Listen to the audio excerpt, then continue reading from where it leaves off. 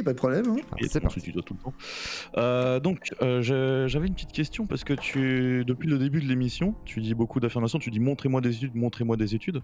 Mais en fait, j'en ai souvent montré et j'ai jamais eu de retour sur les études que je montre. Donc c'est la première chose que j'ai un peu du mal à comprendre. C'est pourquoi est-ce que quand on montre l'étude qui prouve l'efficacité du confinement, on la regarde pas à et moi on répond pas, ah bah tiens, merci. Tu m'as montré des études à moi. Elles sont dans le chat d'ailleurs, tu pourras les regarder si tu veux après.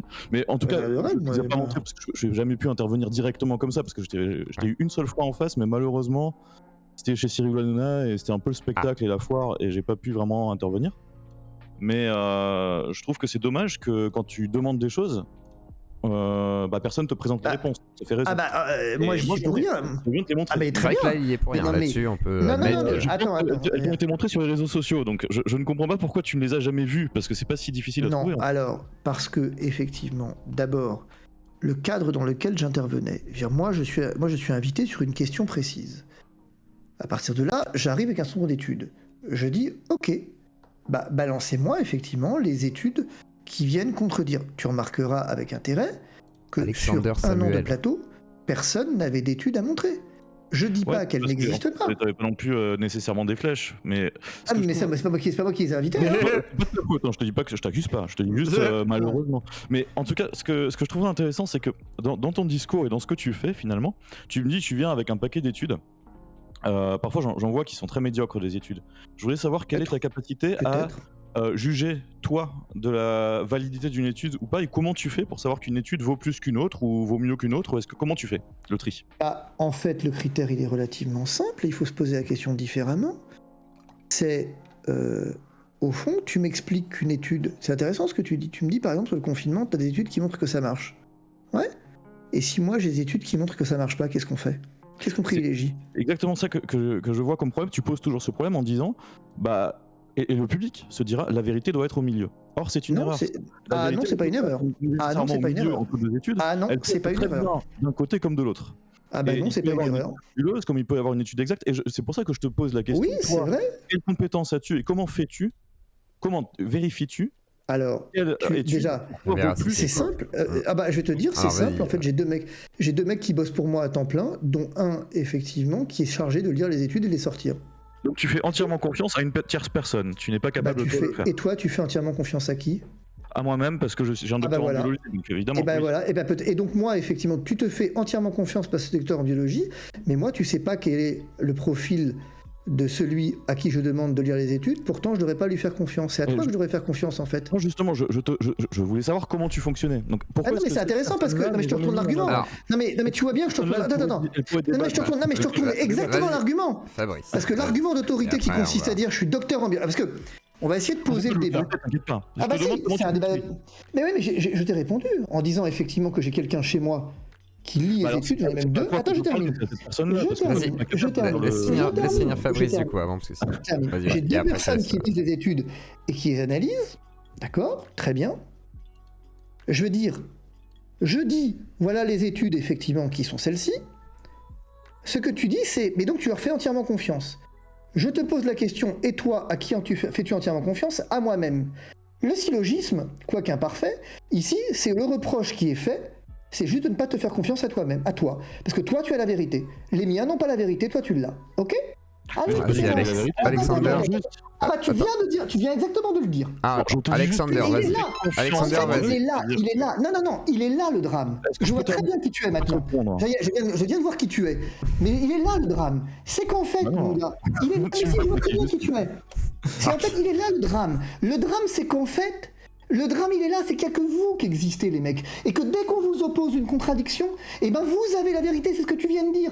La vérité, elle est d'un côté ou de l'autre, mais en fait, c'est pas vrai. La vérité, elle est de ton côté. C'est exactement ce que tu viens de me dire. Tu viens de dire, mais toi, tu leur fais entièrement confiance. Moi, je suis docteur en biologie. Et qui te dit que le mien ne l'est pas ? Mais je ne t'ai pas dit que le tien ne l'était pas, je te demandais comment tu faisais. Et je t'ai répondu, et tu m'as répondu, je t'ai répondu, je t'ai exactement répondu. C'est juste ça. Je t'ai exactement répondu. Et que m'as-tu répondu ? Raison ou qu'elle a tort. Je n'ai pas encore. Mais que m'as-tu répondu ? Tu m'as posé une question. On a la réponse là-dessus. Tu m'as posé une question qui consiste à dire. Non mais attends, tu m'as demandé si je lui faisais entièrement confiance. Quel est le sens de cette question ? Alors, le sens de cette question, c'est de savoir si tu te reposais uniquement sur les lectures de cette personne. ou si tu avais aussi, toi, si tu relisais ces articles toi-même, ou quand tu t'exprimes publiquement, finalement, est-ce que tu ne t'exprimes qu'à travers le travail de cette personne? Parce que si c'est le cas, et je te pose ma question. Là et non pas à toi. Et toi, quand tu parles publiquement, tu parles en vertu de quoi? En vertu de quoi? En vertu du fait que j'ai un doctorat en biologie moléculaire. D'accord, ça tu l'as dit 2 fois, donc ça doit pas... Manifestement c'est important pour toi parce que tu l'as dit 2 fois. Voilà. Non, c'est pas nécessairement aussi important que ça. Ah bah c'est important, tu l'as dit 3 fois. Donc si tu dis des choses qui sont pas importantes 3 fois, combien de fois répètes-tu les choses importantes? C'est sa formation, quelque part. Tu l'as dit 3 fois. Donc ça y est, on a compris que tu étais docteur en biologie moléculaire. Après. Grâce à ce docteur, non mais je voulais mettre un contexte. Si tu me coupes à chaque fois, en fait, je peux pas développer une idée, c'est pas très positif. Vas-y, Alexander. En fait, je veux juste développer une idée. On va laisser finir Alexander, comme ça permettra de comprendre. J'ai fait un doctorat en biologie moléculaire. D'accord, 4 fois. Ouais, je le répéterai autant de fois qu'il le faudra parce que. Oui, c'est important de le répéter parce qu'effectivement. Non, on va pas le répéter. C'est bon. En tout cas, l'idée c'est que j'ai fait ces études, je vais pas le dire. J'ai fait ces études dans un contexte où la présidente d'université, d'accord, que j'ai combattue ensuite, a eu une publication scientifique rétractée ultérieurement. Sauf que j'étais au courant, avant qu'elle soit rétractée, qu'il y avait des problèmes dessus. J'ai fait ces études dans un contexte où mon directeur de thèse me disait, quand tu lis une publi, tu ne lis pas. Il m'a formé à lire ces publis. Il m'a expliqué, fais gaffe. Moi, je suis pas un grand scientifique. Je vais pas jouer de l'autorité. Il m'a dit, fais gaffe. Quand tu lis une publi, il y a plein de conneries dans les publis. Faut que tu lises de cette façon-là. Il m'a recommandé une manière de lire. Il m'a recommandé une manière de lire qui consiste à d'abord regarder les figures et à ne pas lire nécessairement, même pas l'introduction qui oriente parfois le sujet, mais de vraiment regarder ce qui a été fait et d'essayer d'en tirer les choses. De regarder les résultats et ensuite d'analyser et ensuite de regarder si ce que les auteurs disent est cohérent avec les expériences qu'ils ont faites, si on aurait fait d'autres expériences. Donc il y a plein de choses à faire en fait quand on lit une publication scientifique.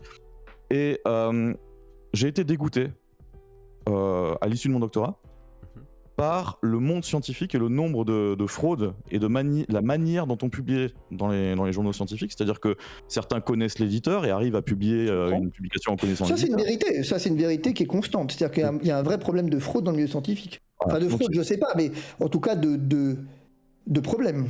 Tout à fait, on est très d'accord sur ça. Moi, je voulais pas nécessairement polémiquer avec toi, je voulais déjà qu'on se mette d'accord sur certains éléments. C'est pour ça que je te sens un petit peu... pas du tout. Non, mais je pense qu'effectivement, tu as raison sur le fait que, incontestablement, on l'a vu dans un certain nombre d'études rétractées, de scandales, de ce que tu veux.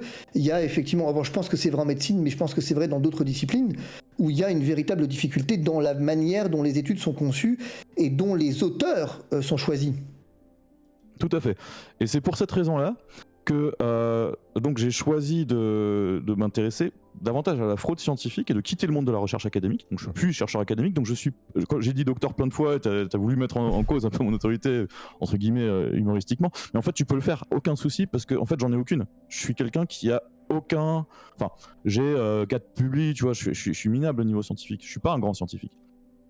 Mais j'ai décidé de m'intéresser justement à la fraude. Je ne publie plus, je m'intéresse au public et je regarde les problèmes qu'il y a à l'intérieur et je signale quand il y a des problèmes. Tu cherches à démontrer. Pour moi... Parce que ton propos a une fin, quelle est la fin que tu vises? Alors, la fin que je vise, il y a plusieurs fins.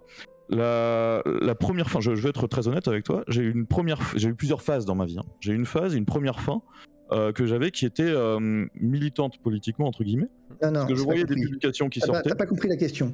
La question, c'est quel est l'objet de ton propos là? Parce que tu cherches quelque chose. D'accord, c'est quoi le but de la question ce soir en gros? Tu viens m'interpeller, mais je veux dire, si tu viens m'interpeller sur un chat, c'est que tu cherches à me dire jusqu'au bout. Oui.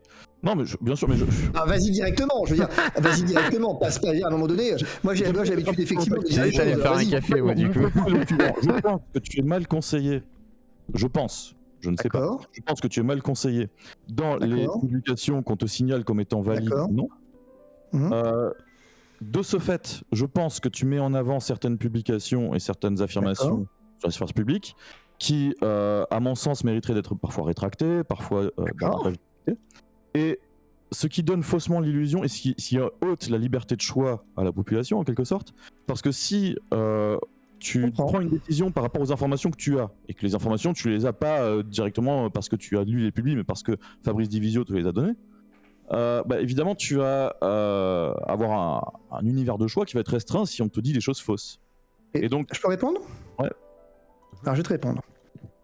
J'ai relevé, à mon sens, je pense, et en même temps, j'ai relevé, je ne suis personne, je ne suis pas un grand scientifique. On a fait le tour de la question. Merci d'avoir donné ton avis, mais quand tu seras un grand scientifique, tu pourras venir me le donner.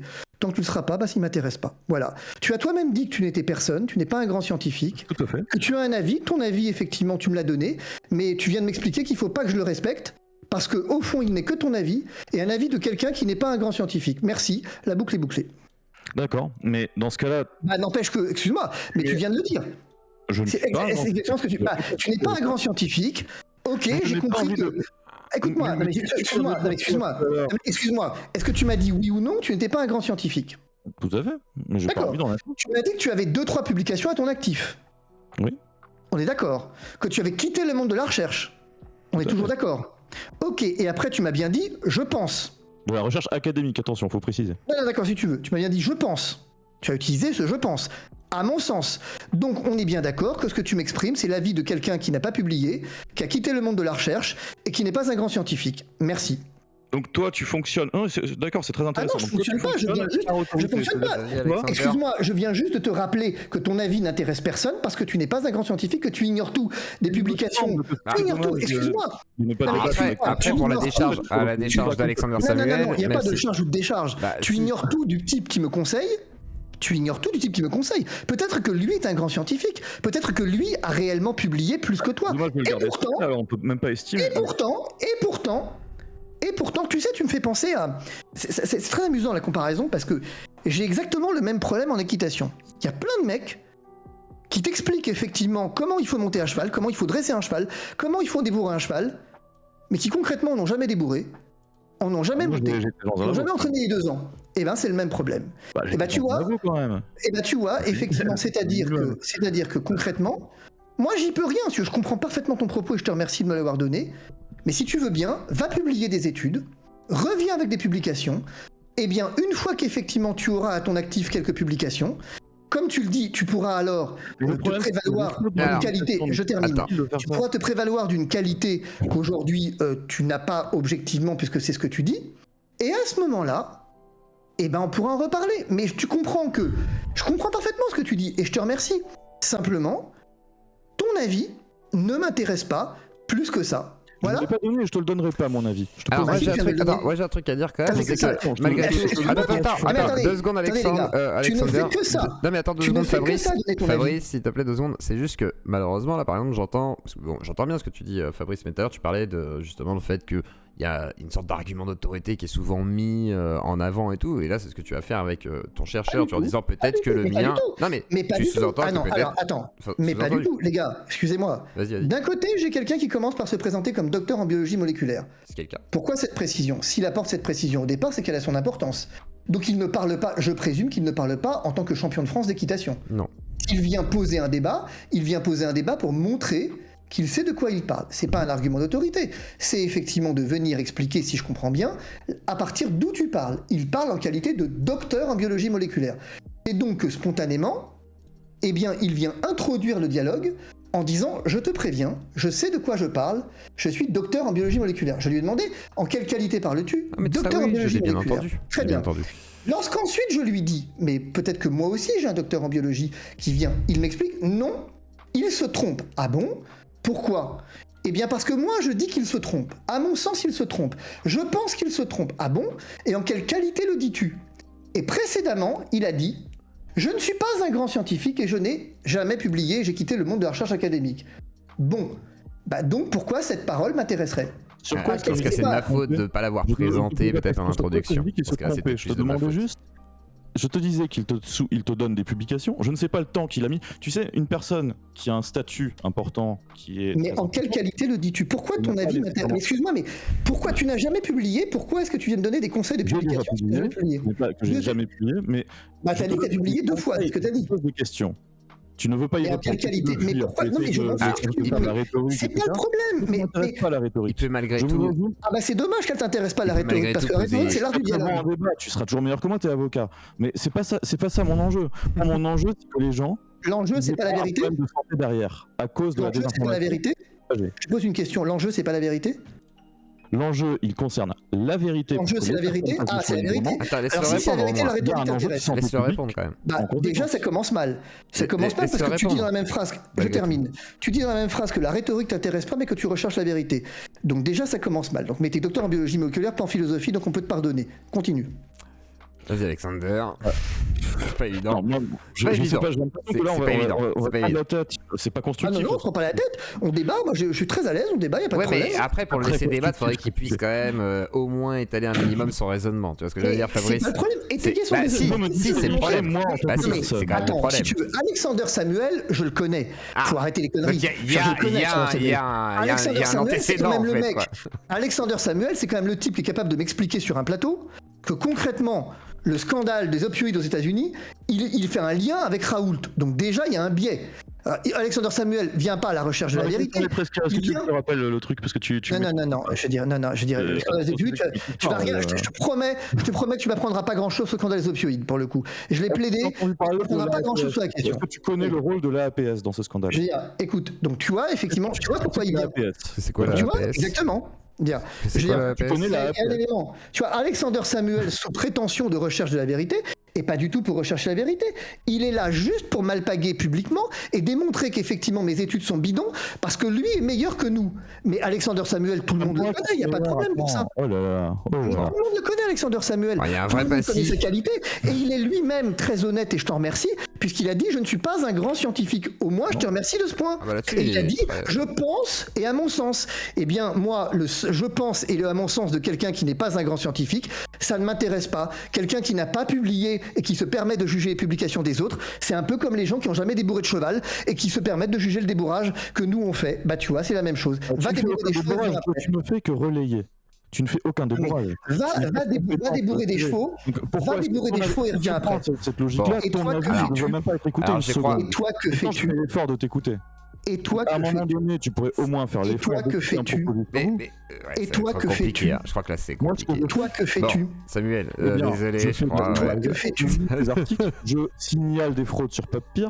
Mais tu les signales en quelle qualité? Bah, il les étudie, etc. Il fait de la peer review, en fait, je crois. Scientifique. Mais ça m'intéresse parce que je cherche toujours à comprendre. Excuse-moi, Alexander, mais je cherche à comprendre, en fait.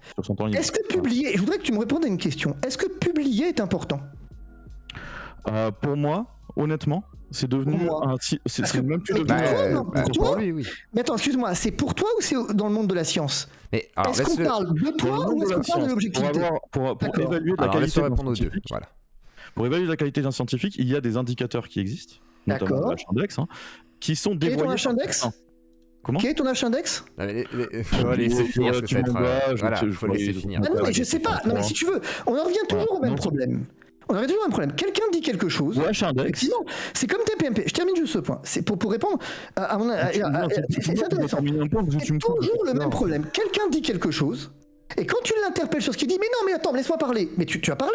Tu as dit le H-index est important. Du coup, tu comprends. Non, j'ai pas parlé. Ouais, mais ça permet pas de développer la pensée de fond. Tu as dit que le H-index était important ou pas? Tu as dit que le H-index était important ou pas? Alors, selon moi, non. Mais ça veut dire quoi selon toi? Mais je comprends pas. Est-ce que je peux terminer une phrase? Non, vas-y. Pour que tu termines une phrase, attends, pour que tu termines une phrase, j'ai un propose cette modestie de ne pas toujours affirmer que je détiens la vérité et de ne pas avoir les doxa que j'impose aux autres. Pour éviter de s'interrompre, ce je te propose, effectivement, c'est que tu me dises en quelle qualité tu parles. Est-ce que tu parles au nom de la science et de l'objectivité ou est-ce que tu parles en ton nom? Parce que j'ai pas compris ce point. En son nom? Je parle en mon nom. Ah d'accord, tu parles en ton nom.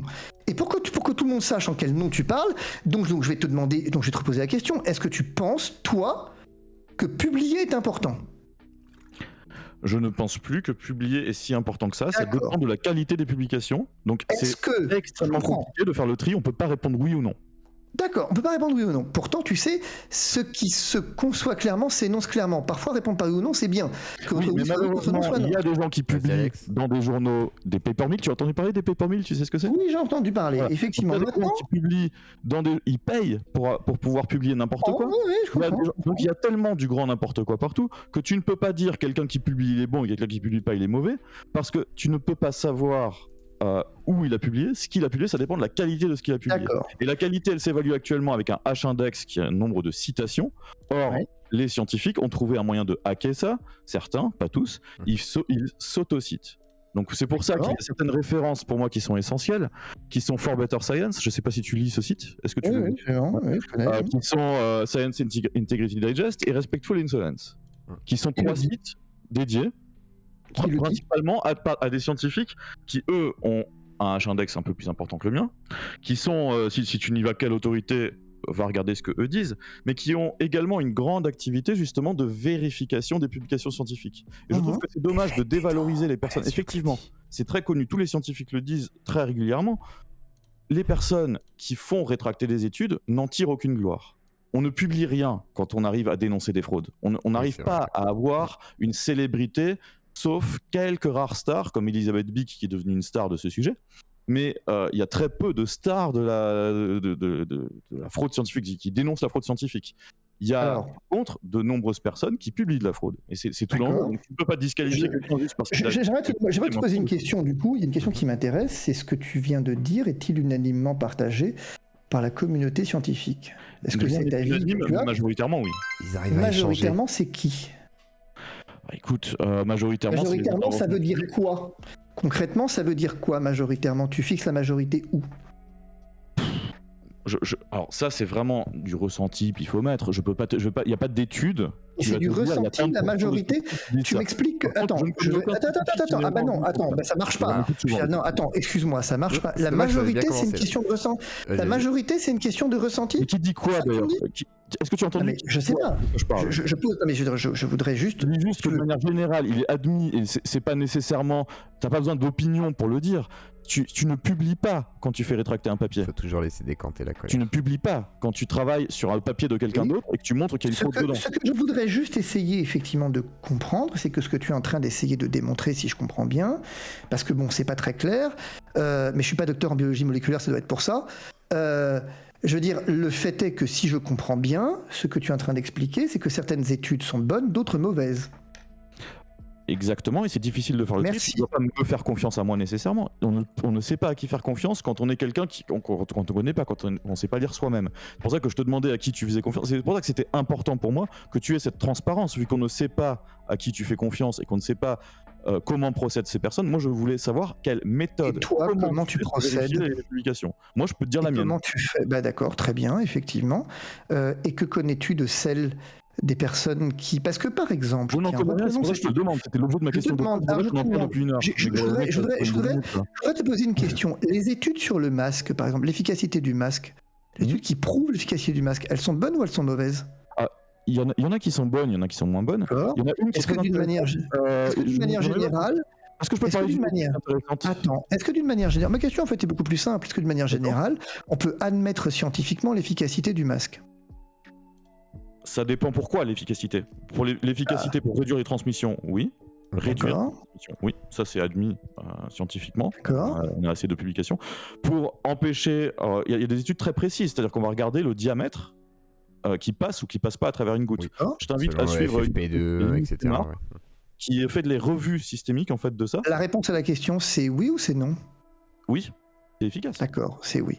Donc les études qui tendraient... Très bien, très bien. Donc les études qui viendraient effectivement indiquer que le masque ne présente pas d'efficacité sont mauvaises. On est d'accord? Pas d'office. Je n'ai pas lu toutes les études nécessairement. Si tu m'en présentes une, je veux bien la regarder. En tout cas, j'en ai vu quelques-unes. En l'occurrence, j'en ai vu qui sont mauvaises. Effectivement. D'accord, donc celles-ci sont mauvaises. Donc les tiennes sont bonnes. Je ne sais pas lesquelles. Très bien. Donc les études qui prouvent l'efficacité du confinement sont bonnes? Pour l'instant, de ce que j'ai lu, oui. D'accord. Les études qui tendent à établir que le confinement, n'a servi à rien sont mauvaises. Il y en a pas beaucoup. Il y en a pas beaucoup qui tendent à dire ça. C'est quasiment unanime que de dire que le confinement a permis. Il y en a quand même quelques-unes, ne serait-ce que celle de Ioannidis.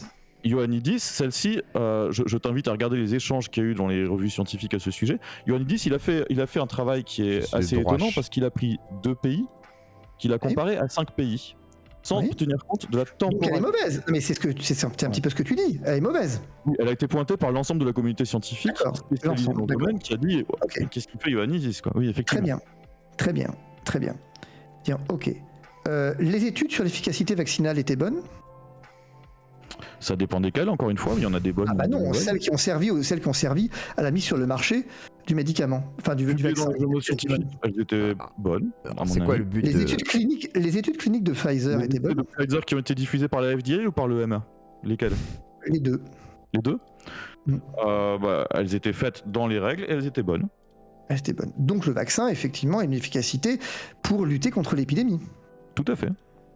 En fait, ce que tu viens de me démontrer, c'est que tout ce qui est favorable aux mesures de restriction est bon, et tout ce qui ne l'est pas est mauvais. Voilà. C'est aussi simple que ça. Et nous arrivons au cœur de ce que je veux chercher. Non, mais nous arrivons exactement au cœur de ce que je dis. C'est qu'en fait, si je te demande si Raoult, ses études étaient bonnes, tu vas me dire non. Si je te demande si finalement le vaccin... Par exemple, leurs études étaient totalement bidonnées. On a dénoncé. Par exemple, quand il a sorti l'étude de Mera, par exemple, on n'arrête pas de dénoncer l'ivermectine de Mera, dont personne ne parle. Parce que celui qui a fait le Lancet Gate, là, dont tout le monde parle tout le temps, la première publi, celle qui n'allait pas être rétractée, que personne n'a vu passer, elle était sur l'ivermectine. Et là aussi, il a utilisé le même jeu de données. Donc en fait, ce qui est important, c'est pas... Tu cherches à démontrer... L'objectif que tu as... Non, mais je vais te dire... Mes chers amis, je veux dire, ce jeu-là, si tu veux, il est... Comment je vais te dire c'est simple et c'est drôle, en fait. C'est-à-dire qu'en fait... non, je ne cherche à rien démontrer du tout, moi. Si tu es en train de me faire croire que je choisirai ce qui est bon ou mauvais en fonction de mes idées, qui n'est pas le cas. Et c'est exactement ce que tu fais, si. Non, ce n'est pas le cas. Lorsqu'on me présente une étude, d'accord ? Lorsqu'on me présente une étude nouvelle, je la lis. Lorsqu'elle va dans mon sens. As-tu lu des études défavorables au confinement ? Tout à fait, énormément. Et elles étaient bonnes ? J'ai lu des études qui disaient que le confinement était efficace, d'accord ? Qu'il réduisait les transmissions, etc. Et elles étaient, entre guillemets, défavorables au confinement. C'est pour ça que je t'ai répondu tout à l'heure qu'il n'y a aucune étude qui dit que le confinement ne sert à rien, entre guillemets. Unanimement, les études disent le confinement a permis de sauver des vies, etc. Certaines études disent, par contre, le prix à payer économique machin était machin. Donc, il y a des études qui pondèrent, qui mettent des limites et qui discutent de ça. La plupart concluent que le confinement était une nécessité, mais qu'il faut absolument mettre en place le confinement qui a eu lieu. Et c'est dans tous les pays, c'est-à-dire qu'on n'est pas juste en France. Non, c'est pas dans tous les pays en l'occurrence, mais bon, vas-y. Dans tous les pays qui ont fait le confinement, les études qui étudient. Oui, il n'y a pas eu de confinement dans tous les pays nécessairement. Les études qui ont étudié le confinement dans les différents pays où ils ont eu lieu concluent que ça a eu une efficacité pour réduire le nombre de morts qu'il y aurait eu au final, mais que le prix à payer était conséquent, évidemment. Et donc... Les études sur l'hydroxychloroquine, il y en a qui sont bonnes ? Alors, justement, est-ce que tu as déjà regardé mon blog ? Parce que j'ai fait un travail... Alors, je vais te dire un truc. Mon temps est limité et lire des conneries, j'ai pas l'habitude. Donc, j'ai pas le temps pour ça, Alexander. Donc, si tu veux lire les gens, non mais je veux dire, faut être. Si tu veux, on est entre nous, on est transparent. Donc voilà, il y a pas de débat. On se dit les choses avec amitié et franchise. Je veux dire, perdre du temps, j'ai autre chose à faire, j'en ai pas assez. C'est une question en passant. Donc, et ma réponse est une réponse en passant, parce que tu comprends qu'effectivement. Non mais je veux dire, ma question était simple en fait. Je comprends pas pourquoi. Parce que chaque question nécessite un élément parce que dedans il y avait la réponse. C'est ça le truc. Oui, bah non, je l'ai pas lu, mais tu vas nous la donner. D'accord. Je vais te la donner. C'est pour ça que je te demandais si tu avais lu mon blog. C'était juste pour gagner du temps. T'inquiète pas. T'en fais pas quand je réponds à un truc. Ah, en train d'en perdre du temps. Alors, tu peux peut-être aller directement à la réponse. Je te demande juste si tu as lu mon blog parce que dedans il y a en fait une page que je tenais à jour où dès qu'une étude sortait sur l'hydroxychloroquine. Du placement de produit, ce qu'il vient de faire. Je la regardais. Oui, c'est du placement de produit. Non, c'est pas du placement de produit. Non, il vend pas. J'incite à le lire, effectivement, parce qu'évidemment, il y a un gros travail dessus. C'est très bon. C'est un blog d'un docteur en biologie moléculaire qui n'a jamais publié, mais il publie sur son blog. C'est déjà pas mal. Ça, c'est intéressant. Quelqu'un qui nous explique qu'il n'a jamais publié. Et sur quoi... Attends, je termine. C'est intéressant. Tu n'as jamais publié ou très peu, mais sur quoi tu publies, c'est ton blog. C'est intéressant. Ah, bon. C'est évidemment des choses qui se publient dans les journaux scientifiques, ce que j'y mets. Ce que j'y ai fait, par exemple... Ça, c'est intéressant. Alors ça, l'argument, il est magique. Ce que je dis ne se publie pas dans les revues scientifiques. Ok, on peut arrêter le débat. Dans les journaux scientifiques, à ton avis ? Non, mais c'est bon. Je suis désolé. On est reperdu la vidéo. Non, mais c'est super intéressant. Tu viens effectivement de dire... Parce que, évidemment, c'est des d'études. Donc, c'est pas quelque chose... En fait, on a affaire... Parce que depuis tout à l'heure, je vais essayer de comprendre avec qui on discute. On discute avec quelqu'un qui se fait juge de la communauté scientifique, qui a un doctorat en biologie moléculaire, et qui vient expliquer que bien sûr il n'a aucune prétention de vérité, mais que néanmoins, lui sait discerner les bonnes études des mauvaises, et que toutes celles qui vont dans le sens de mesures de restriction sont bonnes, les autres sont mauvaises. Premier élément. Deuxième élément, il explique que fondamentalement, il n'est pas un grand scientifique, mais néanmoins se permet de juger des gens comme Ioannidis par exemple, ou comme Raoult, mais peu importe. Je veux dire, mais c'est très amusant de faire ça si tu veux. Et on peut en débattre mille heures, on peut aller comme ça jusqu'au bout de la nuit. Parce qu'à la bout de la nuit, qu'est-ce qu'on retiendra à la fin de cette conversation? On retiendra le propos initial. Je ne suis pas un grand scientifique, ça s'appelle de la fausse humilité, parce qu'en réalité tu es persuadé d'être un énorme scientifique, pas gros, énorme comme tes chevilles. Deuxièmement, effectivement, j'observe que tu passes tout le temps à dire à mon sens, je pense, ce qui finalement n'est pas tu veux encore une fois de la fausse humilité qui n'est pas un réel avis humble comme tout le monde le penserait, c'est au contraire l'archétype de l'argumentorité parce que de la rhétorique tu ne fais que ça. Et enfin, dernier élément, il retiendra de manière objective, tout le monde retiendra de manière objective, que tu n'as rien publié. C'est tout. À partir de là, on a tout dit. Et que tu es le juge de ceux qui publient sans rien avoir publié. Eh bien, peut-être que s'agira-t-il d'abord de considérer que tu publies, tu te fais reviewer par les pairs. Eh bien, une fois que tu auras fait des études et que tu seras reviewé par les pairs, tu reviens.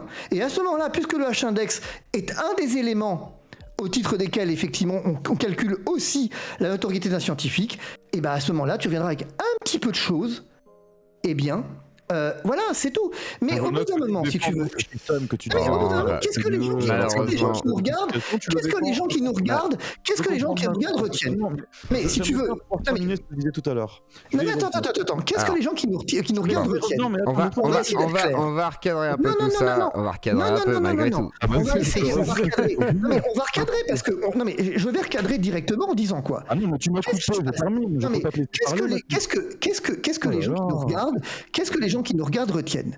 On a affaire à quelqu'un qui vient avec une humilité, mais en même temps une espèce de connaissance, qui emploie des mots compliqués, qui vient, je termine, et qui vient expliquer que finalement il vient dire que au fond il fait que ça, employer des arguments d'autorité, mais évidemment en s'en défendant. Bon, malheureusement, ça va être irréconciliable. C'est irréconciliable. Mais je voudrais juste. Excuse-moi. Est-ce qu'on peut revenir à l'essence même? Non, je ne peux pas revenir. Je veux déjà terminer ce que je disais avant que tu me coupes. Tu m'as coupé. Vas-y, Alex. Je veux terminer cette phrase que je n'ai toujours pas pu terminer. Est-ce que je peux? Alexander Samuel. Je te laisse parler autant que tu veux si tu veux. Non, dès que tu te tairas, je terminerai ma phrase. Saisis l'occasion, c'est parti. J'y vais. Voilà. Donc, sur mon blog dont j'ai parlé, j'ai mis au fur et à mesure, non pas mon travail seulement, mais le travail de l'ensemble de la communauté scientifique. L'ensemble que je suis, L'ensemble. Si tu me coupes à chaque fois, je peux pas terminer. Non mais je sais pas, c'est une question. L'ensemble. L'ensemble de la communauté scientifique que je suis. Ah, que je suis. L'ensemble de la scientifique que je suis. Finir, s'il te plaît, Fabrice. Laisse-moi finir, s'il te plaît, parce que sinon ça va être dur. Ça va être très dur. J'ai le temps, mais je vais te prendre des notes. Vas-y, je vais te prendre des notes. Voilà ce que les uns et les autres disaient dessus. Parce qu'il y en a qui débunkent beaucoup mieux que moi, notamment les spécialistes de la fraude, que ce soit Leonid Schneider, que ce soit Elisabeth Bick, David Gorski, mais également je regardais les différents debunks de Liu Chen. En fait, c'est un gars que je trouve vraiment exceptionnel durant la pandémie, parce qu'il a mis tu sais en. Que je joue pas toute la nuit, hein. Comment? Tu sais qu'effectivement, tes copains, tu sais que ton club de foot, c'est pas le débat, hein. Ah, c'est pas un club de foot. Lui, il travaille au NIH. C'est un club de foot, là.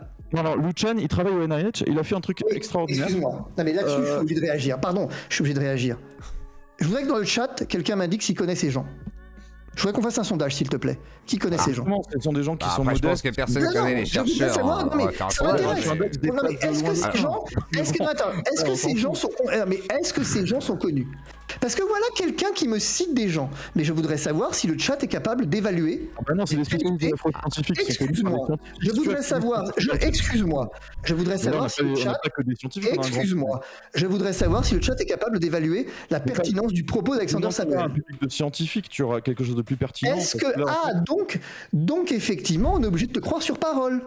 tu n'es pas obligé de me croire sur parole, je te propose de transmettre... Moi, je te propose effectivement tout simplement ce qui se passe, c'est que tu me donnes le nom, tu me donnes... Ah mais, pardonne-moi. Je suis en train de faire une phrase. Ouais, mais il faudrait quand même qu'on arrive au bout du raisonnement quand même. On va essayer de se... Mais quel raisonnement? Le raisonnement, je vais te le donner. Je vais arriver à la fin du raisonnement. Le raisonnement, je vais te le donner. C'est que il n'est pas... C'est pas lui. Mais qu'est-ce que j'ai peur? Tu crois que j'ai peur de toi? Mais qui? Alexander Samuel. Alexander Samuel.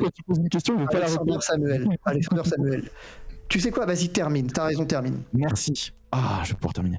Alors, donc, j'y ai retranscrit en fait l'ensemble des travaux qui ont été faits par des spécialistes, notamment des très bons... Tu me passes un coup de fil quand il a fini. Ouais, tu n'es pas obligé d'écouter, c'est très respectueux. Donc, lorsque ces personnes vérifiaient une publication, par exemple, une publication sur l'hydroxychloroquine disait qu'elle était efficace, qui était faite en Chine. La personne a fait un test T, sauf que la personne qui a fait ce test T, c'est un test statistique, semble ne pas avoir vraiment un background de statisticien. Et un statisticien a tout simplement re-rentré les données et a fait le test et se rend compte qu'il n'a pas les mêmes résultats que ceux qui étaient dans la publi.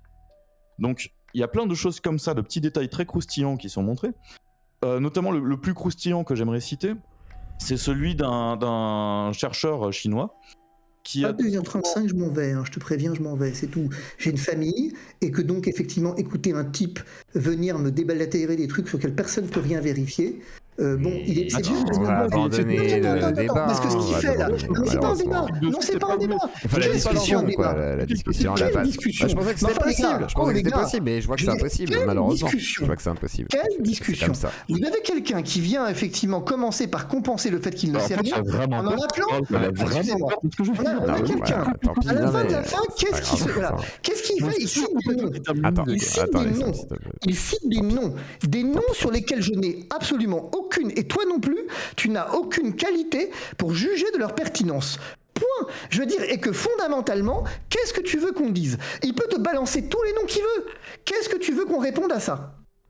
Qu'est-ce que tu veux qu'on réponde à ça? Moi, ce que je voulais, c'était une discussion possible. Mais quelle discussion, Alexander Samuel? Arrête avec ça. Je veux dire, ces coups-là, ils peuvent marcher. Je veux dire, peut-être face à Aberkan, mais pas face à moi. C'est-à-dire, ces coups-là. Je suis désolé. Je veux dire, tes techniques, on les connaît, mon chou. Tu parles de quoi, d'Alexander Samuel? À un moment donné, non mais arrête. Je veux dire, si tu veux, très concrètement, ce qui est en train de se passer, t'es en train de faire exactement, t'es en train de nommer le naming, t'es en train de nommer des gens et rien d'autre. Qu'est-ce que tu veux que je débatte avec toi? Débattre de quoi? Je crédite les personnes. Mais tu veux que je débatte de quoi? Quel est l'objet du débat? Je trouve que l'objet du débat. Mais le problème, c'est que si tu me disqualifies moi parce que j'ai pas le H-index. Quel est l'objet du débat? Quand je prends des scientifiques qui ont le H-index qu'il faut, quel est l'objet du débat? À un moment donné, quel est l'objet du débat? De répondre à une question que tu m'as posée en fait.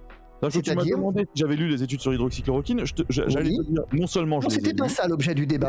Quel est l'objet du débat? Tu m'as posé la question, tu m'as dit est-ce que tu Quel est l'objet du débat? L'objet, c'est est-ce que j'ai lu les études sur l'hydroxychloroquine? Non, c'était pas ça l'objet du débat. Ça, c'était une question, c'est pas l'objet du débat. Si tu ne sais même pas quel est l'objet du débat, on est face à une difficulté. C'était une question dans le débat. On va laisser tomber. On va laisser tomber à ce niveau-là. Non, mais quel est l'objet du débat? C'est inaudible, on va laisser tomber. C'est pas inaudible. Non, c'est pas inaudible. Ça devient inaudible, là. Ça devient inaudible. C'est pas inaudible du tout. Je voudrais juste savoir quel est l'objet du débat et qu'est-ce que cherche à démontrer Alexander Samuel. Je ne cherche pas à démontrer quoi que ce soit puisque je n'ai pas d'objet de débat puisque c'est toi qui m'as posé une question. Donc non, c'est quand même toi qui es intervenu sur le chat. Alors si je suis intervenu sur le chat, je t'ai posé 2-3 questions, c'est tout ce que je voulais faire. Moi, j'ai répondu. Je vais te dire où je voulais en venir initialement, mais j'ai plein de choses que j'avais envie de dire. Il y a des tas de choses que tu as dites qui pour moi, encore une fois, je suis modeste, sont fausses. Elles sont pas nécessairement fausses dans l'absolu, je dis bien pour moi. Et donc, j'estime qu'il serait intéressant qu'il y ait donc un vrai débat scientifique auquel tu te soustrais en t'échappant parce que tu dis que toi, tu n'es pas compétent, que c'est une personne dans l'ombre qu'on peut pas voir et à laquelle on peut pas parler qui fait ça. Donc, c'est difficile d'avoir un débat scientifique à ce niveau-là. Et je te dis juste que si... Je ne dis pas que c'est le cas, je te dis juste, imagine, si la personne en qui tu fais confiance se trompe, je n'en sais rien, si elle se trompe et qu'elle te donne des éléments... Si toi tu te trompes... Si moi je me trompe, tout à fait, il peut y avoir aussi des conséquences, mais je te dis juste que... Et est-ce que tu te trompes? je peux pas dire, c'est pas à moi de juger. C'est pas à moi de juger. Tu peux pas dire si Moi, tu te trompes. évidemment que je te dirais que je me trompe pas, et toi-même tu diras je me trompe pas. Tout le monde dit je me trompe pas, mais c'est pas à moi de juger. Ah non, j'ai pas dit ça. Bon, moi j'ai pas dit ça. Tu peux me prêter tous les propos que tu veux. Moi j'ai pas dit Je ça. pense que si tu parles et que tu es sincère, à moins que tu saches que tu te trompes et que tu parles quand même, là t'es un. Non, je veux dire pas du tout. Simplement, effectivement. Non, mais je veux dire, ce qui m'interpelle dans cette affaire, encore une fois, ce que je trouve assez intéressant, c'est qu'au fond, ce que tu cherches à démontrer, bah c'est très clair. Tu cherches à démontrer que tout ce que j'ai dit est faux et que tout ce que tu dis est vrai. C'est aussi bête que ça, au fond. Non, je te dis juste que imagine si tout ce que. Mais est-ce que ce que tu dis est vrai? Est-ce que ce que tu dis est vrai? Une personne qui écoute, elle a tendance à vouloir être nuancée. Est-ce que ce que tu dis est vrai? Est-ce que ce que je dis est vrai? Tu peux dire au chat aujourd'hui que, au regard des données telles que tu les as exploitées et analysées, quand tu expliques que ceci ou cela, eh bien, c'est que c'est donc vérifié et tu as raison. Oui. Oui, ben voilà, c'est réglé. Donc, en fait, on est d'accord. Je suis désolé que ça ait pris autant de temps. On est d'accord, en fait. Tu as raison et j'ai tort. Point. En fait, c'était pas compliqué. T'as cherché à enrober. Excuse-moi, Alexander Samuel.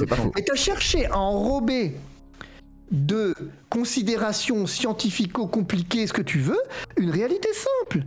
Tu as raison, j'ai tort. Voilà, c'est tout. Donc acte. C'est pas le but. On en prend acte. Merci de me l'avoir signalé.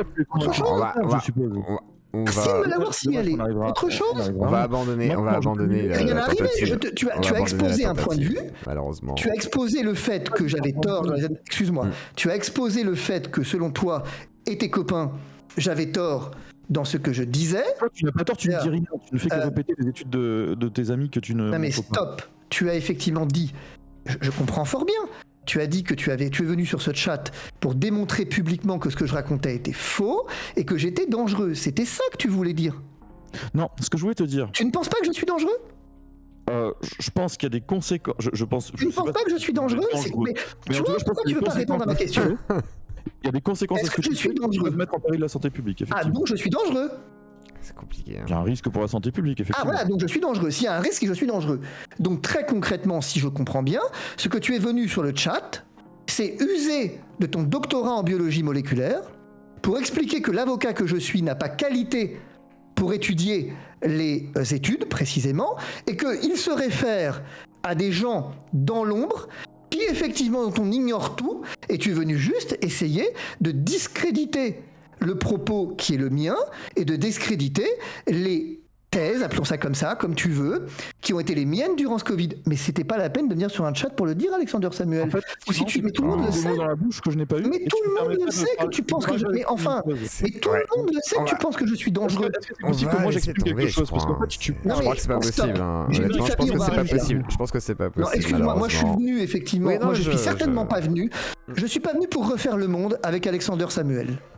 J'entends bien. Moi, je veux dire, je suis pas venu pour faire ici un débat.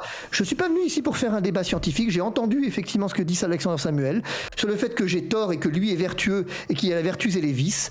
Que les gens qui travaillent pour moi sont des vicieux et lui un vertueux, je l'ai entendu, mais ça je le savais déjà. Je vais te résumer la pensée de Alexander Samuel. Perron est un charlatan, Raoult est dangereux, Alexandre Orion-Code, n'en parlons même pas, que Fouché est un illuminé, et que finalement Bic est génial, que Flao est un type extraordinaire. Voilà, on a compris, c'est tout. Et il va te dire non, c'est pas ce que j'ai voulu dire.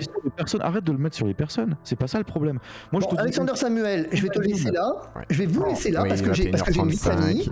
Non mais j'ai une vie de famille, Fabrice, merci beaucoup. Mais je veux dire, excuse-moi Alexander Samuel, mais de ce qu'on retiendra quand même de ton propos, c'est que tu connais la beuve? Tu connais l'histoire de la grenouille et du crapaud et du bœuf, la grenouille et le bœuf? La fable du grenouille et bœuf? Eh bien, c'est exactement ça. Tu as commencé ton propos introductif en disant « je ne suis personne », eh bien, tu me permettras de le conclure en disant « tu n'es personne ». Mais que pour quelqu'un qui n'est personne, eh bien, la particularité, c'est que tu es exactement celui qui ne sait rien, mais qui dira tout. Eh bien, je te remercie d'avoir commencé par dire que tu ne savais rien. Parce que la vérité, c'est qu'on retiendra de cette affaire que tu ne publies pas, que tu as un doctorat en biologie moléculaire que tu n'as jamais publié dans quoi que ce soit, que tu as un Chindex qui n'existe pas, soyons bien clairs, qui n'existe pas, que tu n'arrives qu'en termes de H-index, tu parles effectivement de Raoul, de Ioannidis, de qui tu veux, qui sont des stars mondiales, et quand ça te pose un problème, tu dis que ça ne veut rien dire. Je termine. Excuse-moi, comme c'est moi qui suis invité, j'aurai le dernier mot. Donc, tu vois, j'aurai le dernier mot dans cette affaire. Tu peux faire ce que tu veux, tu auras le dernier mot. Vas-y, Vous ne m'avez Fabrice. pas laissé parler.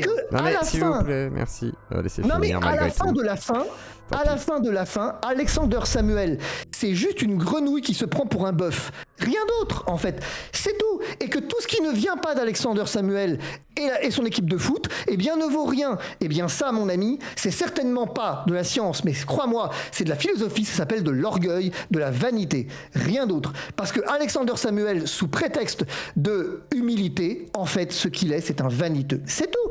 Que, en l'occurrence, il vient citer des noms en expliquant que ces noms font forcément autorité, alors que fondamentalement, nous n'avons aucune qualité pour en juger. Soyons bien clairs, nous n'avons aucune qualité pour en juger, parce que nous n'avons pas, et c'est incontestable, la biologie moléculaire de monsieur Alexander Samuel, qui se fait plus fort de venir parler avec nous que parler avec des vrais scientifiques, et j'observe qu'il n'a jamais eu Raoult en face, qu'il n'a jamais eu Ioannidis en face, et qu'il n'a jamais effectivement débattu avec des scientifiques qui pourtant eh bien, auraient pu lui donner la réplique, mais que ce soir, ce qu'il fait, c'est qu'il vient juste faire de la sophistique, quoi qu'en s'en défendant, en venir donnant un argument d'autorité, je suis docteur en biologie moléculaire, regardez, je vous balance des noms qui sont des champions du monde, et qui sont des gens que vous ne connaissez pas. De toute façon, vous ne pouvez pas en juger, et dès lors, je viens vous démontrer que moi, j'ai raison. Merci, eh bien, mon ami, à la fin de la fin, tout ce que tout le monde retiendra, c'est les mots du début. Je ne suis personne, je n'ai jamais publié, j'ai un H-index qui est nul, et je suis un docteur en biologie moléculaire. Peut-être même aurais-tu dû rajouter petit docteur en biologie moléculaire, car ce soir, nous avons constaté que chez toi, tout est petit. On a constaté belle que vous l'avez belle plaidoirie en tous les cas. Bon, en tous les cas, merci. Oui, je sais, mais que voulez-vous, c'est là, mais là c'est irréconciliable les gens, il faut accepter que c'est comme ça. Il y a un moment donné où faut voilà quoi. Là vous êtes irréalistes les gars, vous voulez débattre entre zététicien et Fabrice Divizieux, c'est pas possible. C'est pas possible. Mais merci malgré tout Fabrice. Ouais, c'est compliqué. Je sais que c'était voilà, malheureusement là c'était pas possible. C'était pas possible. C'est des noms que t'as aucune qualité pour juger. Donc en fait, ce qu'il fait, c'est l'argument d'autorité. Et tes études, elles sont nulles, les miennes, elles sont bonnes. Mais n'empêche qu'il a commencé par dire, moi je l'ai jamais publié. On vous entend, monsieur. Tu juges des gens qui ont publié. Fabrice. Au cas où. En disant que je l'ai jamais publié. Fabrice. C'est ça que j'ai retenu. Fabrice. On t'entend. Tu nous entends? Fabrice. Fabrice. C'est parti. Bon, attendez, je mute quand même au cas où pour pas que voilà, qu'on l'entende. Bon. 2 secondes, je fais un débrief moi déjà et je vous donne la parole, les gens, Alexander et tout, mais... Wouh. Je vais me faire un café. Bon, c'est compliqué. Je pensais qu'il était possible. Alors moi dans ma tête je me suis dit bon voilà on va essayer de faire discuter les gens. Je me suis dit bon voilà avec Péno c'est passé, peut-être avec Alexander pourquoi pas. J'avais pas souvenir qui s'était croisé sur TPMP par contre. Oui j'ai coupé le micro de Divisio pour pas qu'il y ait de problème. Pour pas que voilà au cas où. Mais derrière puis c'est sa vie privée à partir de maintenant. Mais bah Tunnel, pourquoi tu la mutes? Hein? Quoi? Il parle? Attendez, excusez-moi Fabrice. Oui, ça se trouve il va parler. Non. Mais non, il parle plus. Non, il y a au cas où, laisse comme ça, au cas où. Non mais non. Quel bâtard. C'est des bâtards. C'est des bâtards. Non mais voilà, mais en gros, bon, je pensais qu'il serait possible de discuter, mais en fait je suis bête, quelque part. Parce que bon, bah là il y a des positions qui sont assez campées de chaque côté, ce qui est logique. Alors certains, voilà, vont considérer de chaque côté qu'ils ont raison pour les sources, qu'importe, c'est pas le problème, mais je pensais qu'il serait possible. Mute Alex. Non, Alex, il est muté. Voilà, excusez-moi, oui, 2 secondes, Alex. Mais voilà, et du coup, je me suis dit, bon, va bien falloir mettre fin au truc parce que bon, c'est chaud. Pas très honnête comme procédé. De quoi? Mais en quoi c'est pas honnête? Ah non, j'avais dit qu'on pourrait discuter avec les gens. Malheureusement, j'aurais préféré effectivement que ça se passe mieux. Je pensais pas que ça partirait aussi vite. Et je savais pas qu'ils se connaissaient d'avant en fait. Ça, je l'avais pas en tête.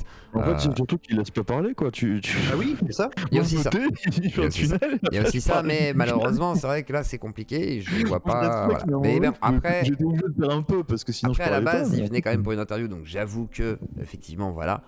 Mais je pensais pas que ça partirait autant. Mais après, En fait, lui, il a été que sur la personne, quoi. Il on a a été eu que une sur belle l'info. plaidoirie malgré tout, voilà, spécial yeux Ah, Claudie, si tu quoi. m'avais laissé répondre, je pense pas qu'elle était si belle, mais j'avais le micro muté. Mais en fait, il m'a insulté, c'est tout ce qu'il a fait.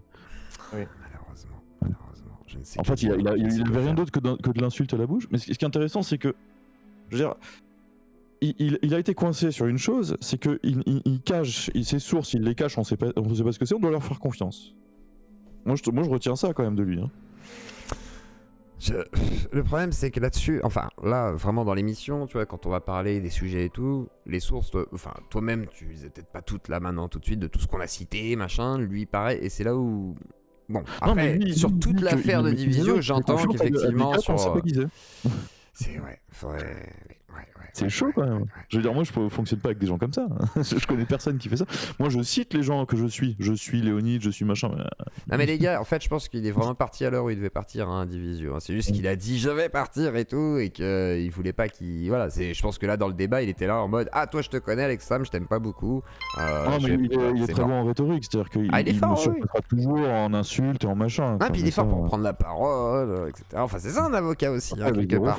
C'est ça. En fait ce que je voulais dire, j'aimerais bien le dire ici en off, mais ce que je voulais dire. On n'est pas en off, hein, au cas où. On est encore en on. Ah bah c'est top. Bah oui. Je peux au moins dire ce que je voulais dire. Ah mais tu croyais qu'on était en off là, mais non. Moi je croyais qu'on était en off, mais c'est pas grave. Mais je peux au moins dire ce que je voulais dire. Ah non, je suis honnête quand même. Mais... Je voulais dire que quand on apporte une sorte de contradiction entre une personne qui raconte n'importe quoi et une personne qui dit des choses vraies, quelqu'un qui n'est pas apte à juger, quelqu'un qui n'a pas les outils intellectuels pour juger, qui peut pas savoir qui a raison, spontanément, il va mettre le curseur au milieu.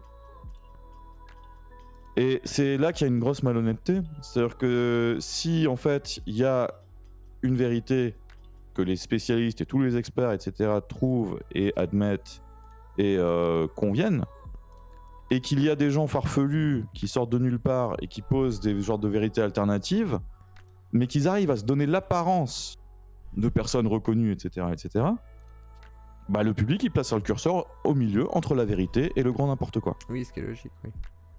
C'est des phrases que j'ai essayé de dire au début. Sage, en même temps. Et je ne voulais pas nécessairement dire que c'était lui le grand n'importe quoi, je voulais juste mettre le principe en place. Et que donc il était important de vérifier qui disait vrai ou qui disait faux. Et donc je voulais qu'il m'explique comment lui vérifie qui dit vrai et qui dit faux et comment il trouve ses sources.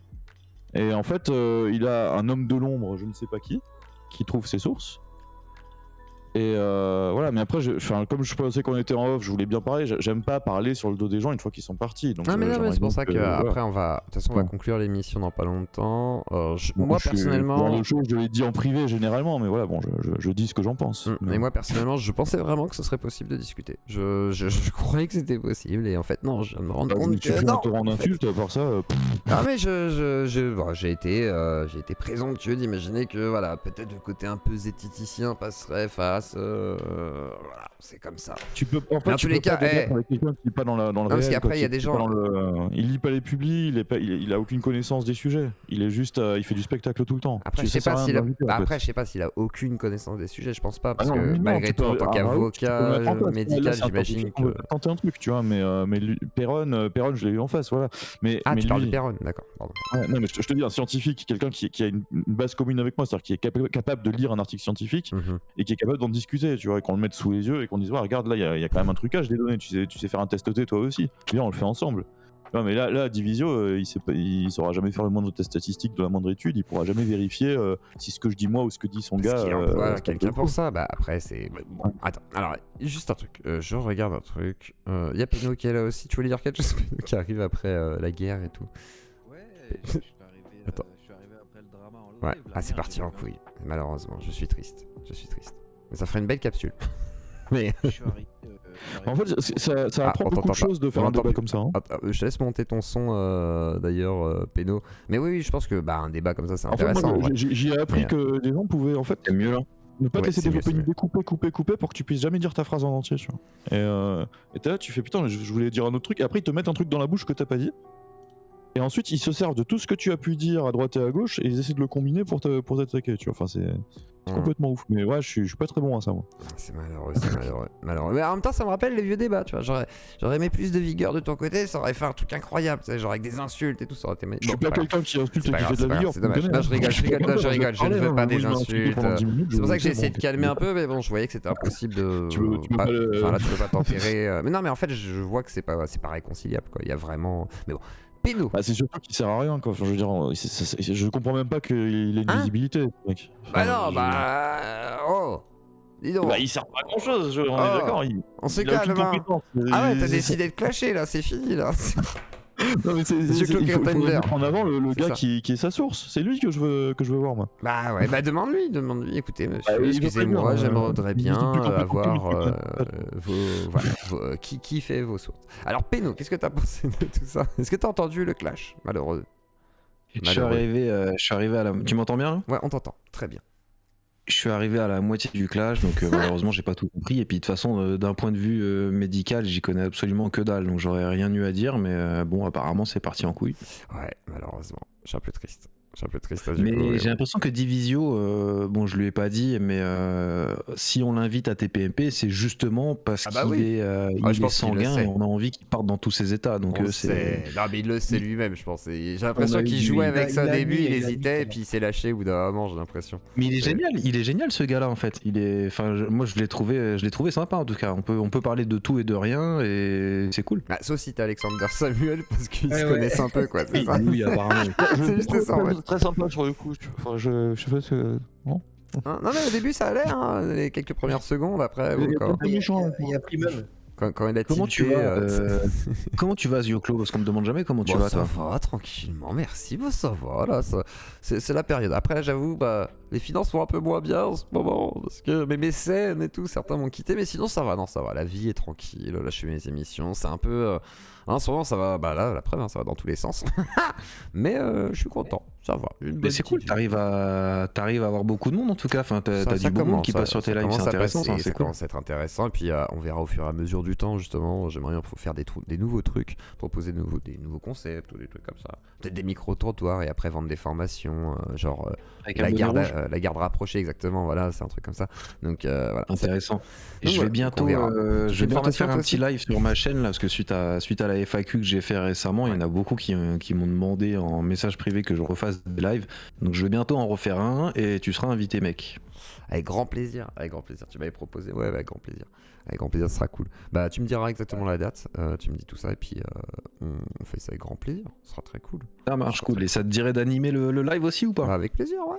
Nickel. Ouais, nickel. Okay, cool. Chill. Allez, avec grand plaisir. C'est parfait. C'est 15 000 euros par contre. Chez Péno. 15 000 euros. Alors, je t'envoie un RIB et je te laisse me virer ça sur mon compte en banque. Je serais très content. Effectivement, c'est payé 15 000 euros. Moi, je suis chaud. J'aimerais bien prendre la parole. Oui. Il y a Primum. Alors, attends. Il y a primeur à Primum. Vu que toi, t'es un mécène qui m'a abandonné lâchement, Subman, et ensuite t'as la parole. D'accord. Primum. Ça va clasher, là. Je suis grillé, hein. Je suis grillé dans la sphère complotiste. Je suis baisé. Hein. Primum. Ah merde, faut que je le... Attendez, vas-y, je le démute, remute. Primum. Oh, beau gosse. Allô? Oui. Ouais, non mais en fait, je voulais juste écouter, en fait, je voulais pas parler. Ah merde, pardon, excuse-moi. D'accord, ok, la parole à Subman, tant pis. Fabrice me cassait les couilles, donc j'ai arrêté d'écouter. Ah, à ce point-là, d'accord, ok. Oui, après... Du coup, t'es parti dans des chiottes et maintenant ton son résonne. Non, c'est parce que j'ai pas branché mon micro, donc c'est le micro de ma webcam et j'ai branché à l'arrache pour répondre, mais là je vais me remute, c'était juste que j'écoutais, je sais même pas où est-ce qu'on en est là. Là on en est au débriefing du clash vite fait et je donne un peu la parole aux gens qui vont demander la parole ce soir en mode radio libre. Hein. En principe on aurait dû avoir cette partie avec Monsieur Divisio, mais effectivement ça a duré un petit peu longtemps et je pensais pas que ça... Je vous jure, hein, je pensais pas que ça dériverait autant. Après je voulais voir jusqu'où et je voyais qu'il était chaud, je me suis dit et après j'ai vu à la fin, il a dit non, laisse-moi finir. Et je me suis dit, il veut quand même faire sa plaidoirie. Et c'est pour ça que je me suis dit, c'est vraiment la plaidoirie là, on déconne plus quoi. Et il a fait la plaidoirie en condamnant à la fin, en disant voilà, le constat est là, Alexander, vous êtes si, ça c'est incroyable. Incroyable. Oui, on t'entend, Primum. Ouais, j'ai changé de micro, normalement c'est mieux. Ah, parfait. Mais t'as toujours quelque chose à dire ou pas du tout? Toujours. Non. De ce que j'ai entendu, je sais pas si Alexander est toujours là ou pas. Il est toujours là. Ouais, je suis toujours là, ouais. Ouais, je suis désolé, c'était ultra pénible à entendre. Hein, je veux dire, il est d'une mauvaise foi absolue. J'ai pas voulu rentrer dans l'arène parce que honnêtement, sinon je me serais énervé. Là, j'ai pas du tout les ressources pour rester calme. Hein, le dentiste. Hein, t'as un petit dentiste de campagne. D'où tu parles? Qui es-tu? Est-ce que t'as des publis à ton actif? C'est la question. Quand il parle, donc du coup c'est quand même rassurant. Bah malheureusement, c'est vrai que là le chat a trouvé ça un peu inaudible malheureusement. Bah non, j'aurais voulu que du buzz, j'aurais fait ça dès le début, vous êtes con quoi. Non, à la base. Le truc c'est qu'on sent que c'est un mec qui est habitué à... Enfin, la rhétorique était vraiment incroyable. Il coupait la parole, il se basait sur des points qui sont des points de détail. Il t'accuse de faire de l'argument d'autorité qu'il fait exactement lui dans le même sens, dans le même sens de l'appel à la popularité. Genre, oui, j'aimerais qu'on fasse un sondage pour savoir si vous connaissez les scientifiques de machin. Non mais je m'en fous. En fait, il y a eu deux sondages en fait. Il y a eu un sondage où les gens ont dit non mais c'était logique parce que les chercheurs on connaît pas. Par contre, il y a un autre sondage sur Twitch, c'était genre est-ce que Alexander Samuel a raison, je sais plus quoi, et Alexander avait gagné sur ce sondage. Donc comme quoi, mais ça dépend. On s'en fout. Un sondage, c'est la mort de l'intelligence. C'est juste un sondage. Non, c'est pour ça que j'ai juste. C'est comme quoi ça veut rien dire en fait. C'est voilà. Le truc. De questions, de réponses. Ton erreur, Samuel, je pense. Alors je sais jamais si c'est Alexander ou Samuel. C'est les deux. Alexandre, je sais jamais si ton erreur, ça a été de pas l'envoyer sur le point, sur la méthode. T'as été, là vous étiez sur des personnes qui étaient là, alors qu'il aurait fallu l'emmener sur le chemin de la méthode. Ouais, c'est quoi sa méthodologie? La méthode au début, mais il m'a dit qu'il en avait pas et qu'il faisait confiance à une personne. Donc après je lui ai dit c'est qui et comment il fait. Oui, mais en fait, dès qu'à partir du moment où il a commencé à rentrer sur les personnes, lui il était dans la réactance par rapport à ce qu'il disait. En fait, t'étais plus maître du débat. Et lui, il a l'habitude d'aller chez Hanouna, il a l'habitude de faire du clash. C'est un guignol. Littéralement, je parle. C'est un saltimbanque. Le mec est là pour amuser la galerie. J'applique un proverbe allemand que j'aime beaucoup, que mon grand-père me disait tout le temps. Ouais. Qui dit Der klügere gibt nach, ce qui veut dire le plus intelligent donne raison à l'autre, laisse l'autre terminer de parler. Quoi. En gros, t'as un idiot en face qui arrête pas de parler, bah à un moment donné, tu le laisses parler. Quoi. Ben, en fait, c'est la même chose que, tu sais, c'est les personnes idiotes sont pleines de certitudes et les personnes intelligentes sont pleines de doutes.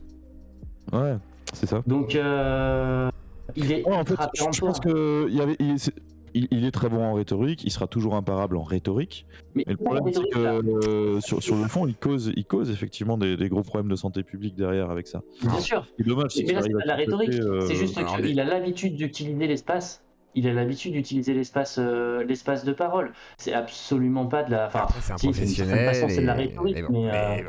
Les gars, attendez 2 secondes. On va éviter de défoncer l'invité directement juste après, comme ça. Bon, allez. Moi, je sais pas, j'aime pas débriefer comme ça. Bah oui, c'est pour ça que je stoppe.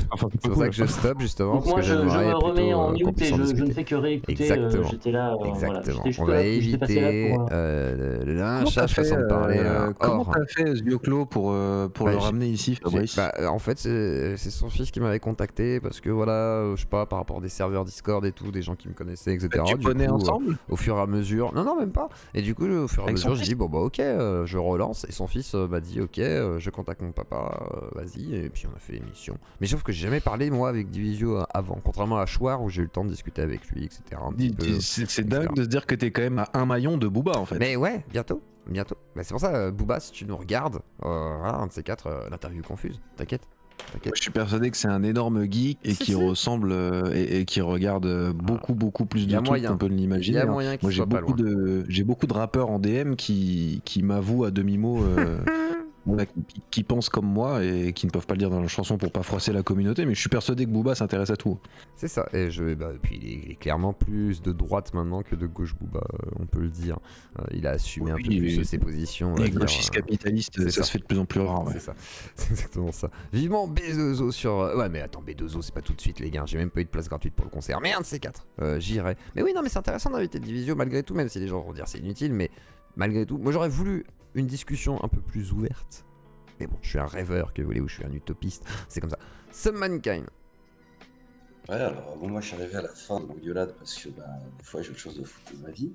Mais j'ai pas très bien compris. Non Là, mais les obligations aussi.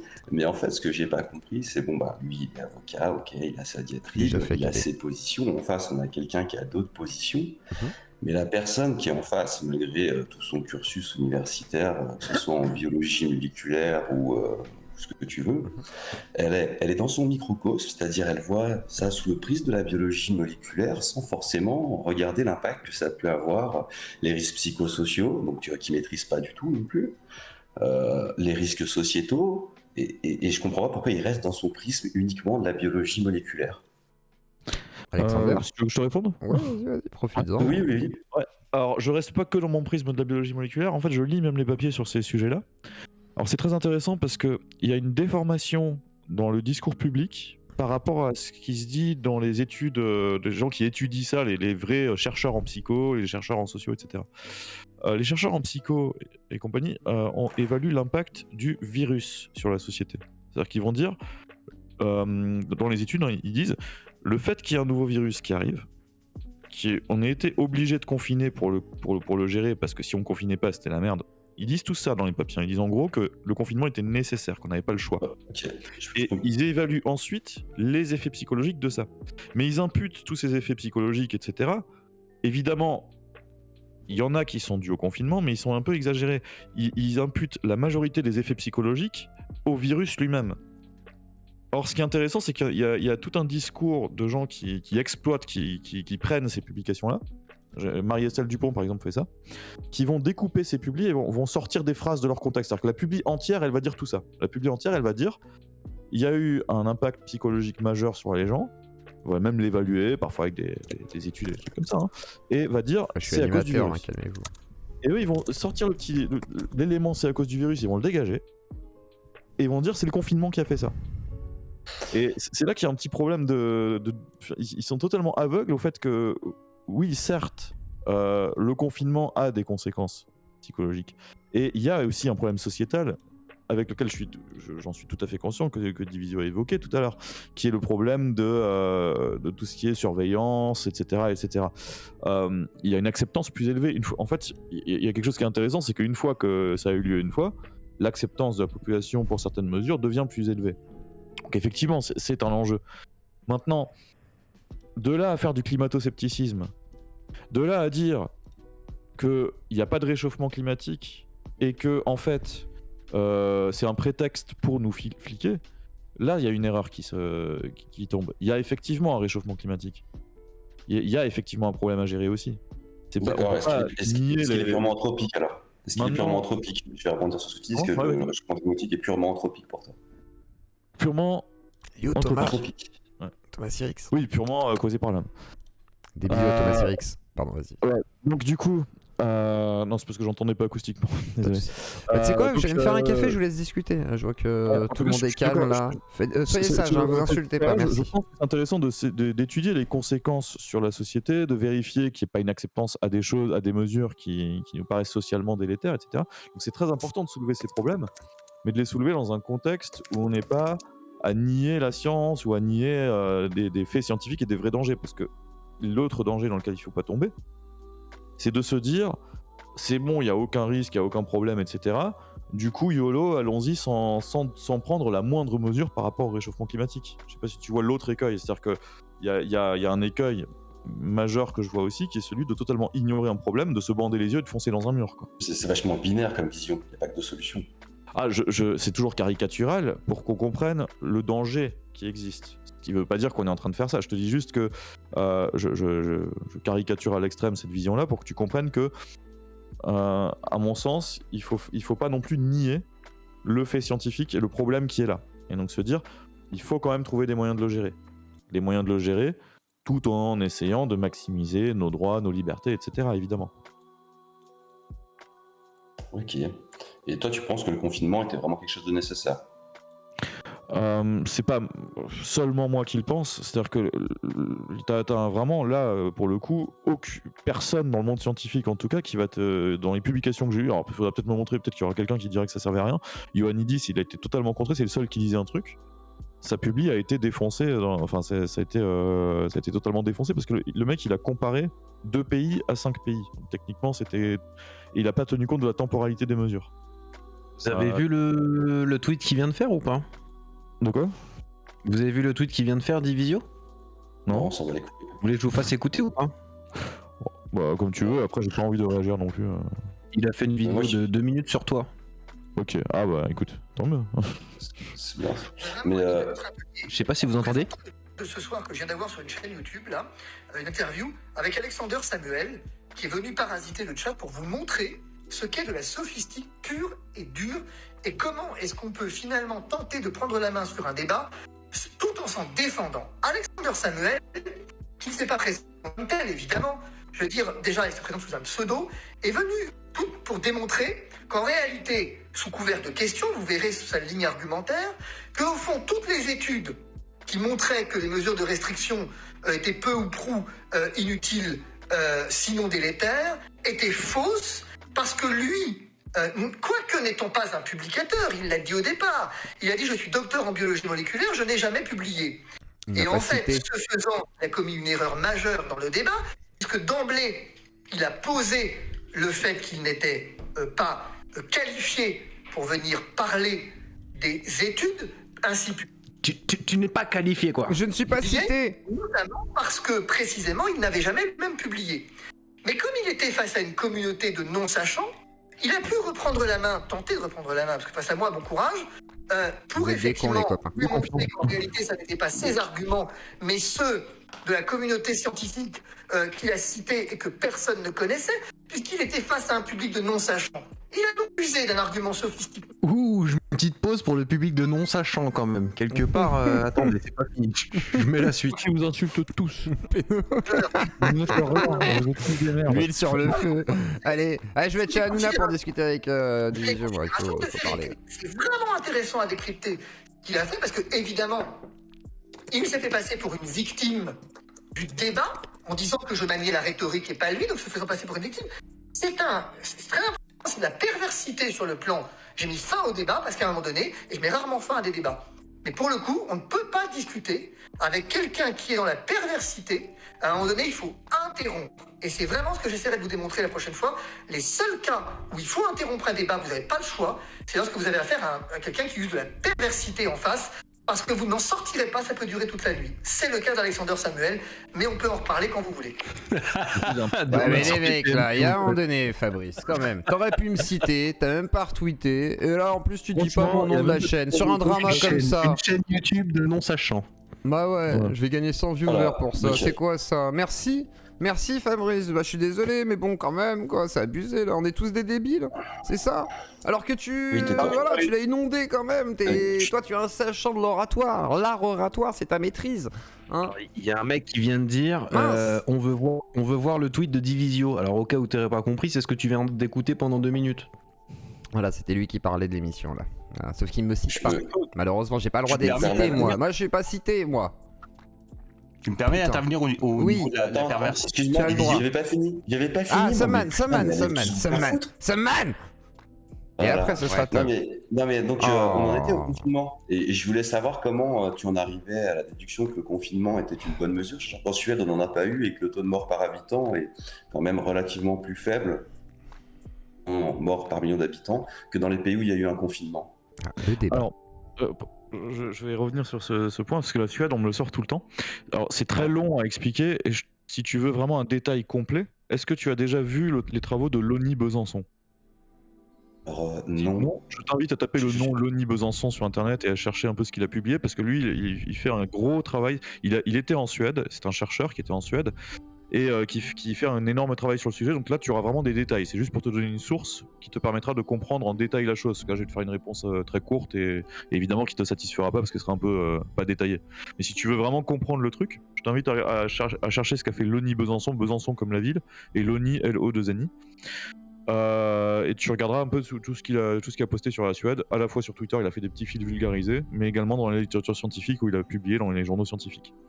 Pour rapidement expliquer la chose sur la Suède, on ne peut pas comparer l'efficacité d'un traitement, d'une mesure, de quoi que ce soit, en comparant un pays à un autre. Parce qu'il y a beaucoup trop de facteurs qui se modifient d'un pays à un autre.